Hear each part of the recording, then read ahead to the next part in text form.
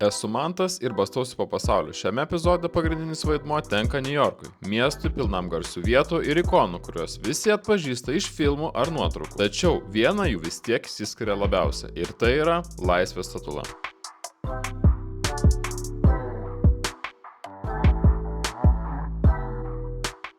Sveiki, šiandien su jumis sveikinuosi iš Centrinio parko Niujorke, Amerikoje.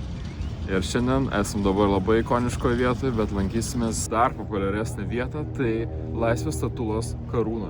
Užkirsime į patį viršų ir pažiūrėsim, kaip visas tas procesas atrodo. Šokam į metro ir važiuojam iki kelto.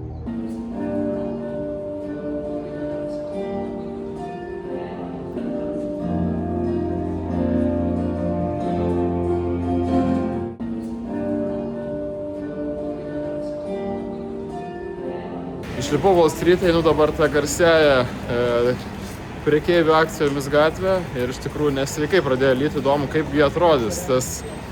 Ta Laisvės statula per tokį lietų garuoja Niujorko gatvės ir vos nenutrenkė manęs. Ir štai prie Buliaus esu.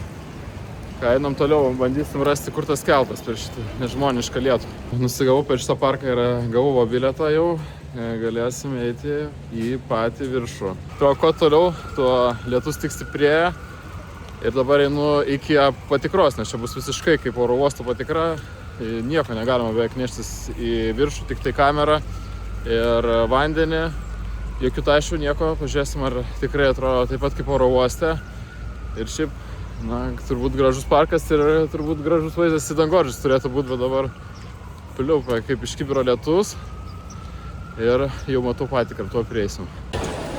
Tikrai kaip oro uoste, nieko nepridursi. Visiškai, reiks per metalo detektorių. Sėmiau daiktus, bet vos matas per koks lietus stiprus buvo. Vos matas, tikėkimės, kad gal biškį pagerės oras. Tikrai buvo kaip oro uoste patikra, tik gal mažiau žmonių ir dabar per lietų reikės laukti savo kelto. O jis atplauks. Matau, kad atplaukia, tikiuosi, kad ilgai stovėti nereikės. Visur Niujorke labai didelės eilės, tai čia irgi netgi kai toks nekoks oras. Tai ir lipam į keltą. Taip atrodo keltas, visi žmonės sėdi šonuose, yra kavinukė, jeigu kas nori kavos, arbatos, tikrai, kai toks oras šaltas ir žvarbus, tikrai norisi kažko šilto atsigerti. Einant pastebėjau, kad pradėjom plaukti. Kilam dabar į antrą aukštą, pasižiūrėsim, kaip čia atrodo. Ta prasme, net purslai eina nuo vėjo ir lietaus. Oh my god, kaip lyja smarkiai ir kaip pučia. Šiaip iš tikrųjų vėlė koks vėjas dabar, kaip lyja tiesiog. Bet tikrai įspūdingas vaizdas. Ant tų angoraižių, kai tas debesis krenta, lyja labai smarkiai. Wow, neįtikėtinas jausmas. Antras aukštas toks irgi paprastas, daugiau sėdimų vietų čionais. Labiau jau toks kaip yra keltas, vien sėdimos vietos. Žmonių eilė, bandant nusipaveiksluoti prie Laisvės statulos. Aišku, nedaug kas matosi, daugiau lietaus negu statulos. Čia vėjas net ir bangas tokias nemažas padaro. Bet po truputį vis labiau ir labiau pradeda matytis Laisvės statula. Prancūzija padovanojo Laisvės statulą JAV kaip draugystės ženklą ir bendrų laisvės bei demokratijos vertybių simbolį. Jau iš visų pusių matosi Laisvės statula vis labiau ir labiau. Dabar iš viso mes žiūrim jai tiesiai į veidą. Štai. Labas, galim pamojuot. Einam lauk. Į šitą lietų vėl. Mielas lietutis kalena mums tiesiai į veidą. Bet jau labai arti esam statulos ir tuo eisim į pirmą muziejų, kaip žinau apačioj. Ten apsižiūrėsim, kas ten gero.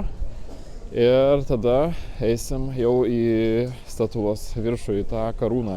Ir ten iš tikrųjų labai trumpai galima būti. Tik tai 5 minutės žmogui, nes daug norinčių ir šiaip labai sunku gauti bilietus, net reikėjo keli mėnesiai prieš nusipirkti. Aišku, labai gerą dieną nusipirkom, turbūt pačią blogiausią iš čia, kiek būsiu Niujorke, tai šitas gal ne taip smagu, bet gavom bilietus ir turim šitą progą aplankyti, tai yra labai gerai. O iš arti kokia didžiulė šita statula. Šiaip per mano viešbučio kambarį matosi, tai tikrai netokia didelė. Pats įdomiausias eksponatas muziejui tai yra degalas Laisvės statulos, kuris vis dar dega ir čia yra toks kaip visiškas simbolis šitos vietos. kuris, aišku, simbolizuoja laisvę. You're going to climb 26 steps when this elevator stops. Just go straight, make a right, take the last few stairs. Unless you're crown visitors, anybody here got a Yes. Oh my god. Štai jau ant pjedestalo pasivaikščio, čia tas, kur apačioj yra prie kojų. Oras tiesiog tragiškas šiandien. Pila kaip turi būti. Už manęs laiveliai matosi, plaukiantis, atrodo, kad tiesiog į niekur. Ant kiek slyja, tiesiog siena lietaus visur yra. Einam čia pasižiūrėti dar, kaip iš kitos pusės atrodo. Šiaip visai, koks yra pliusas didelis, kad žmonių nėra daug lauke vaikštančių, galima ramiai eiti. Aš mačiau, kad būna labai daug ir matosi netgi New Yorko uostai. Štai čia nais, tai irgi vos matosi labai smarkiai lyja. Užteks mirkt, lipam į viršų. 162 laiptai mūsų laukia. Na, kelias labai siauras. Vos koja telpa iš tikrųjų. Ir visas šitas kelias eis tokiais siaurais laiptukais ir jau aš matau, kad esam visiškai laisvės statulai. Štai kaip tai atrodo žiūrint į viršų. Galit matyti. Visais tais laiptais lipsim dabar į viršų. Eina savo kaip siaura, ta prasme, trinuosi realiai į šonus eidamas. Aš neįsivaizduoju, čia tai manoma apsilenkti. Dar būtų kitam žmogui, turbūt yra kitas kelias, šiaip įsivaizduoju. Ir visur tokios metalinės konstrukcijos. Kai lauke buvo labai šalta ir labai pūtė vėjas, tai čia jau šilta ir šildymas yra ir gal net ir striukė išdžius, visa kuri kiaurai permirkus dabar yra. Ir aš jau matau 100 žingsnių.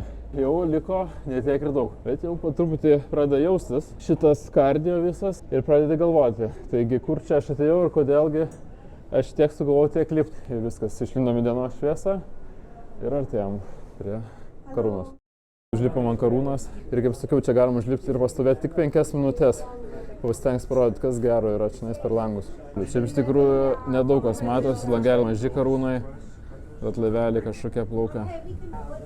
Va, net matosi ranka, vos, iš tikrųjų labai maži langeliai. Štai kaip atrodo šitas mažas kambarėlis, dėl to ir yra limituotas kiekis, kiek žmonių gali aplankyti. Tikrai vos keli langeliai. Čia netgi kambario temperatūrą galite matyti, šiuo metu yra apie 20 Celsius, jeigu pakyla per daug, reikia leiptis visiems žemyn tada. Visur reikia visiškai pasilenkus būti, niekur negali tilpti, bet viskas labai maži, langeliai maži ir vietos labai mažai, bet čia galima ir įsitiesti. Bet tikrai labai tokia klaustrofobiška maža erdvė. Viskas, lipsim žemyn jau. Gana greitai užlipom čia nais, net nepasijautė realiai didelis fizinis krūvis, kaip sakiau, jau kad pradeda jaustis, tai realiai buvo likę tik 10 žingsnių. Leidžiamės dabar į apačią šitais siaurais laiptukais, iš tikrųjų tikrai yra kitas kelias, nereikia grįžti tuo pačiu. Oi, matot kaip čia vos pratelpu, bet kažkaip ir leidžiamės dabar į apačią. Šiaip dar siauriau, atrodo, vos galva telpa iš tikrųjų čionais. Visas šonas nubrauktas, ant kiek žmonės trinasi čionais į šonus. Gera vieta pasižiūrėti, kaip šitie laiptai atrodo. Ir nenorėčiau, kad mano telefonas tenai nukristų kur nors.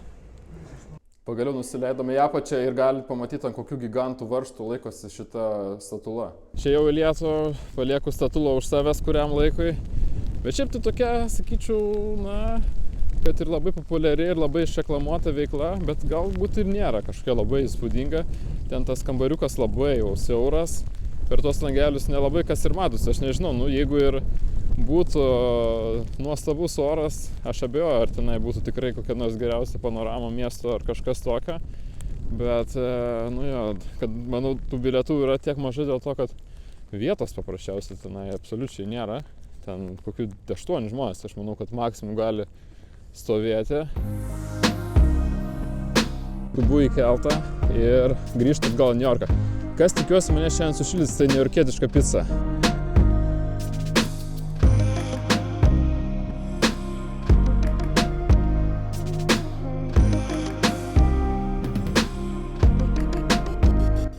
Kaip ir minėjau, Niujorke eilės prie gerų vietų yra visiškai normalu. Kai kurios užkandinės net nėra sėdimų vietų, žmonės atstovi eilę ir ima maistą įsinešimui. Nors žmonių daug, viskas juda greitai, lyg konvejeriu. Dabar stovi eilėje prie populiariausios picerijos mieste – Joe's Pizza. Šią pizzeriją yra lankius ne viena įžymybė. Čia matot net Kim Kardashian yra net ir selfiuką su šitos pizzos gabaliukų darius. labai šiaip užimta viskas yra ir va kaip vyksta tas didžiulis picų kepimas. Mėto dabar į viršų, matot. Šiaip tai įspūdinga, kokį kiekį čia picų yra iškeliama turbūt per vakarą.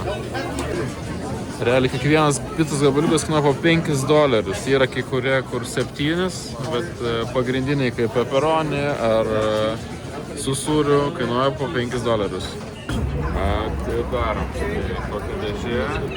Štai taip supakuotas visos picos čia yra.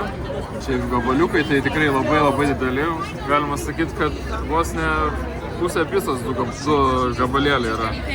Nu ką, pabandom. Tas tikros, nereikėtiškos picos. O, koks sunkus. Pepperoni. Tikra klasika.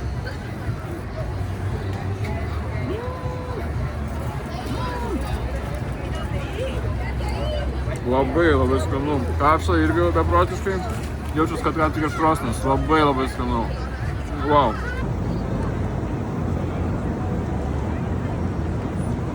Pica suvalgyta ir grįžau atgal į žmonių minę. Esu dabar Times Square. Ir ką, manau, kad tai yra šito epizodo pabaiga. Ir ačiū, kad žiūrėt, paspauskit patinka, prenumeruokit kanalą. Ir ką, iki kitų kartų. Kitame epizode matysite. Važiuoju dabar Rio gatvėmis iki susitikimo su mergina, kuri mus pavedžios po lūšnynus Brazilijos. Jinai vietoje gyvena.